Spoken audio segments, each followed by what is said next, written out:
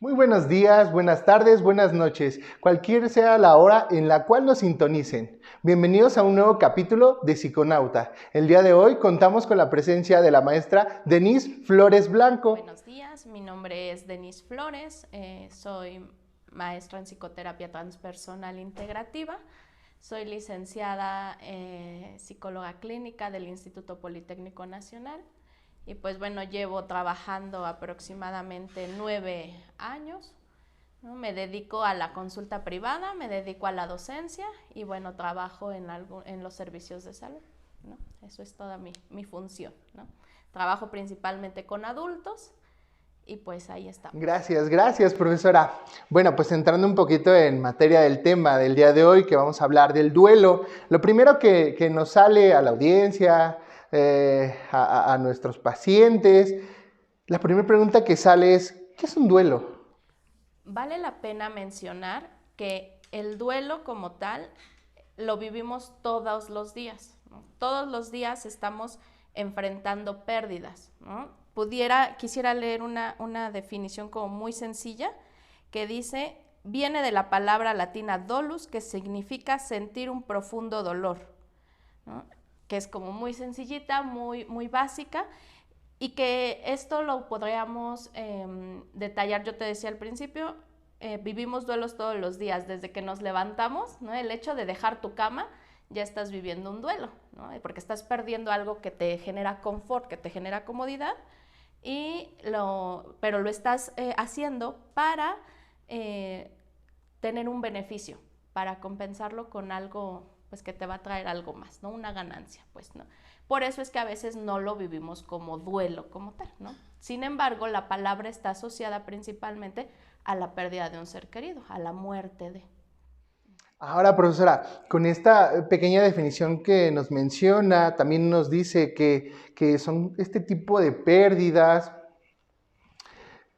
¿Por qué cosas podemos tener un duelo? Este dolor que menciona en su definición, ¿por qué cosas podemos tener? Aparte de, como usted lo menciona, asociamos con la pérdida de un ser querido. ¿Por qué otras cosas podemos tener un duelo? Pudiera ser por la pérdida del trabajo, pérdida, no sé, cambio de casa, pérdida de una relación o término de una relación. También se pueden experimentar duelos, como te decía, a diario. A diario vamos viviendo a lo mejor hasta el que pierdas el transporte público, ¿no? Eso ya es algo que te lleva a otra, no sé, sensación de dolor o de estrés, que será voy a llegar tarde al trabajo, me van a regañar, no lo sé, ¿no? Entonces, a diario son esas pequeñas pérdidas, ¿no? Y como ya más en general o más bien más específicas, sería por el trabajo, por cambio de domicilio, por pérdida de una relación, y como que son como las principales. Ahora, profesora, con esto que nos acaba de mencionar de las pérdidas, ¿cómo puedo manejar yo un duelo? O bueno, la pregunta sería, ¿se puede manejar, se puede controlar un duelo? La elaboración de un duelo va, yo creo que de una pregunta que pocas veces nos hacemos. Cuando regularmente perdemos algo, lo primero que decimos es, ¿pero por qué? ¿Por qué a mí? ¿No? Y viene el reclamo. Sin embargo, cuando nosotros empezamos a jugar con la pregunta ¿para qué?, le damos un nuevo sentido, porque además encontramos una funcionalidad, ¿no? Entonces, quizás sería importante que nosotros, cuando preguntamos para qué, nos demos cuenta que también nos liberamos, ¿no? Porque dejamos de estar enojados y empezamos a encontrar recursos, empezamos a encontrar herramientas para continuar en la dinámica de vida. Ahora, profesora, ¿cómo puedo yo detectar cuando me encuentro en un duelo o cuando alguien se encuentra en un duelo? ¿Cómo podemos detectar que estoy atravesando por un duelo? Pues principalmente porque vamos a tener cambios de conducta. No podemos decir específicamente cuáles, porque esto depende de cómo reacciona cada ser humano, ¿no? Habrá personas que ante la pérdida de algo reaccionan enojadas, hay quien reacciona con miedo, hay quien dice no pasa nada y entonces solamente va como bloqueando, ¿no? Tiene como este aislamiento social. Entonces solamente es identificar que hay cambios en la personalidad, ¿no? En su dinámica, a lo mejor pérdida del apetito, pérdida del sueño o pérdida del descanso, porque puede dormir mucho, pero descansar poco, ¿no? Son como algunas cosas que nosotros vamos a identificar. En una palabra pudiéramos, bueno, en una frase pudiéramos decir cambios en la dinámica de vida, en la rutina de vida.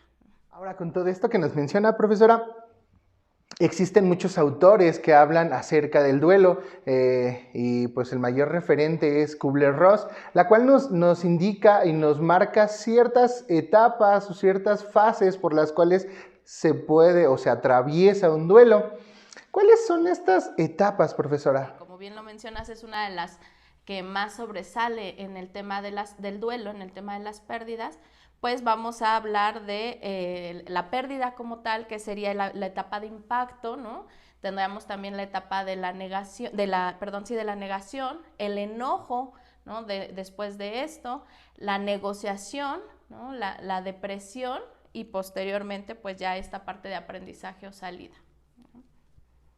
Ahora, en estas etapas, bueno, nos acaba de mencionar estas etapas que son ira, depresión, negociación, aceptación, la misma negación, que es cuando viene esta parte de la situación o la situación en contexto. ¿Cómo atraviesan estas etapas? O sea, van así como nos las fue diciendo, o sea, por listita o de una puedo regresar a otra. ¿Cómo atraviesan estas etapas o cómo son estas fases? No hay un orden como tal, digo, bueno, a lo mejor la primera pues no la podemos evitar, ¿no? Que es el momento en el que recibes una noticia, el momento en el que se da la pérdida como tal, ¿no? Y que a partir de ahí, de acuerdo a la personalidad, es como vamos a darnos cuenta cómo se van a ir dando como estas etapas, ¿no? Si a mí de acuerdo a mi dinámica de vida es tienes que aguantar, pues a lo mejor primero estoy como en esta negación, no pasa nada, no pasa nada, no pasa nada, y ya posteriormente aparece el enojo, la depresión, el llanto, no sé, ¿no? El enojo, y se van como, vamos jugando en ellas, ¿no? Entonces, no hay un orden, ¿no? Pero sí es importante resaltar que en algún momento, cuando se inicia este ciclo del duelo, se van a vivir cada una de estas etapas, no hay de otra. Ahora, como usted menciona, maestra, se van a vivir y se tienen que vivir cada una de estas etapas. La pregunta que de repente nos salta o viene a nuestros familiares, a los pacientes, a nosotros mismos en algún momento es, ¿cuánto tiempo dura este proceso? ¿Cuánto tiempo? No hay como tal no podemos decir como son forzosamente 6 meses, no sería difícil. Depende también a veces del tipo de pérdida, ¿no? Y del impacto que genera en la persona. Llamamos, en la teoría llamamos duelo normal de los 0 días, ¿no? Del primer día hasta los 2 años se pudiera llamar todavía como un duelo regular, ¿no? Propio de. Pero posterior a los 2 años ya se empiezan a considerar duelos patológicos, ¿no? Que es decir, ya no nada más fue la pérdida, sino que seguramente viene arrastrando otras cosas, ¿no? Que ese duelo se conectó con algo más, ¿no? Cuando hablamos, por ejemplo, de la muerte de alguien, a veces es conectado con el tema de la pérdida, de la culpa, perdón, ¿no? Me dolió que se muriera mi papá, pero posterior a eso no lo puedo superar, ya pasó todo este tiempo. Cuando lo empiezan a trabajar en la terapia nos damos cuenta que lo que está conectado ahí es que estaba yo enojada con mi papá y entonces me siento culpable porque nunca le pedí disculpas, porque nunca hablé con él, porque a lo mejor si yo hubiera hecho, ¿no? Y porque además mi papá en la infancia, y así se va conectando como con toda la historia de vida del paciente. De ahí que por eso se vuelve complicado elaborar este duelo en el periodo que a lo mejor la teoría nos marca, ¿no? Que son máximo 2 años. Con todo esto, profesora, nos menciona ahorita acerca del duelo normal, duelo patológico, y en una de las etapas del duelo nos habla de depresión. Si yo no manejo o no vivo, o no sé cómo pudiéramos decirlo, estas etapas del duelo, ¿puede detonarme un padecimiento o como ya menciona un duelo patológico? O sea, ¿qué podría detonarme si yo no manejo el duelo ¿Qué puede adecuadamente? detonarse? Pues de entrada vamos a tener algunas afecciones a nivel físico, ¿no? Como falta de apetito, anemia, falta de sueño, o falta de descanso, ¿no? Posteriormente pueden surgir ansiedad, ¿no? Problemas incluso hasta gastrointestinales y demás a nivel como orgánico, ¿no? Porque obviamente, aunque tú no lo aceptas, dice una frase de la psicocorporal, ¿no? El cuerpo habla lo que la boca calla. Entonces, cuando yo estoy constantemente, no pasa nada, todo bien, mi cuerpo empieza a manifestar estos síntomas, ¿no? Y a nivel, en cuanto a la salud mental, pues a veces sí se empieza a detonar lo que nosotros llamamos depresión, ¿no? Ya depresión moderada o grave, ¿no? Esos serían como los que pudieran surgir. Ahora, profesora, ¿cómo puedo yo afrontar un duelo? ¿Cómo puedo, ahorita menciono la palabra, elaborar un duelo? ¿Cómo lo puedo hacer? Pues depende de la gravedad quizá, ¿no? Pero algo importante es no frenar tu dinámica de vida, ¿no? A veces nos pasa, y claro, los primeros días ante una pérdida, y nuevamente cuando hablamos de una pérdida fuerte como la muerte de alguna persona y no sé, pérdida de trabajo, de una relación, pues sí nos damos el tiempo de llorar, ¿no? De a lo mejor no salir de la cama, ¿no? Y que a lo mejor será válido unos días, ¿no? Pero sí es importante que posteriormente nos demos a la tarea de retomar nuestra dinámica y de empezar a hacer pequeñas modificaciones en donde se dio la pérdida, ¿no? Cuando hablamos de la pérdida de un ser querido, a veces se tiende a quedar como la habitación como un altar y que no se mueva nada de lo que él dejó, ¿no? De lo que ella dejó. Unos días a lo mejor está bien, mientras la persona se va dando el tiempo de llorar, de recordar, ¿no? Pero ya posteriormente será bueno empezar a hacer este movimiento de cosas, porque igual esto puede promover esta parte del duelo patológico. Y más que nada sería como salir, caminar, rodearse de la gente de confianza. Hay cosas que a veces la sociedad nos ha marcado muchísimo, que es no llores, tienes que ser fuerte. A veces tienes que ser fuerte para tu familia, para tus hijos, para los demás. Es una mentira. Llorar no es signo de debilidad, ¿no? Al contrario, llorar te permite desahogarte, te permite sentir y expresar esto que estás viviendo y posteriormente, cuando tú lloras, pues ¿qué pasa con el cuerpo? Se relaja y también permite reflexionar y encontrar estas herramientas para pues para posteriormente dar solución a lo que se tenga que resolver en el momento, ¿no? Entonces es eso, permítete llorar, sal, camina, ¿no? Permítete estar solo, también permítete estar acompañado de las personas que son importantes para ti, cuida tu alimentación y pon algunos límites, ¿no? Eso nos ayuda mucho. Ahora, profesora, usted ahorita nos habló de estas herramientas que vamos pues obteniendo o que son innatas. ¿Los duelos los puedo resolver yo solo o necesito ayuda de algún especialista o no sé, ayuda de consejería? ¿Necesito algo más o solamente con mis herramientas innatas es más que suficiente? Bueno, yo cambiaría la palabra de superar por elaborar o avanzar, ¿no? Por trascender como en esa parte de la etapa, ¿no? Porque a veces decimos, ya lo sané, ya lo resolví, como si lo echáramos a la basura, ¿no? Ya no sirve. No, lo ideal es saber que va a seguir siendo parte de tu vida, es como un libro, no puedes arrancar una hoja, ¿no? Es parte de cómo te das cuenta que ya pues avanzaste en esta etapa, pues porque vas a retomar tu rutina, porque vas a sentirte bien, ¿no? Te vas a sentir cómodo con tus actividades, con tu estado de salud, con tu alimentación. Entonces, pues que tú lo puedas hacer solo, pues depende yo creo que también del tipo de pérdida, ¿no? Si hablamos a lo mejor no sé, a lo mejor de un trabajo o de una casa en donde a lo mejor tú buscabas este movimiento, pues seguramente la adaptación va a ser más rápida.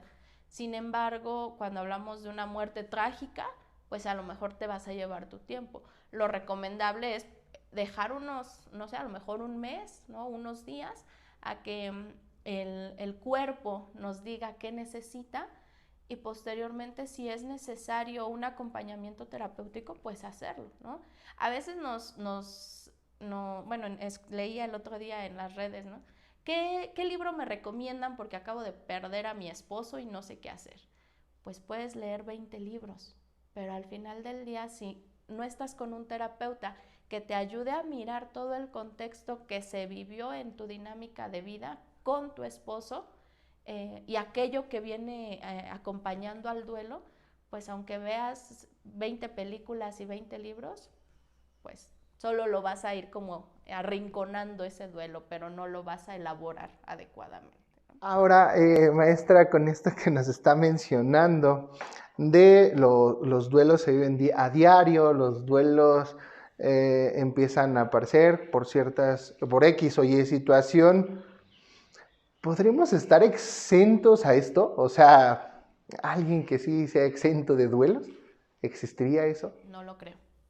No, te vuelvo a repetir porque desde que te levantas ya estás viviendo un duelo, ¿no? Ya estás perdiendo un estado de comodidad.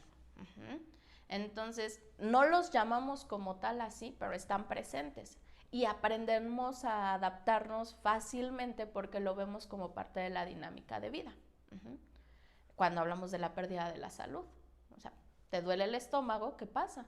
Pues no te sientes cómodo. Eso es un duelo porque te sientes como no sabes cómo estar en un lugar, ¿no? Entonces ya desde ahí ya hay algo que está diciéndote algo no anda bien, no anda bien, no anda bien.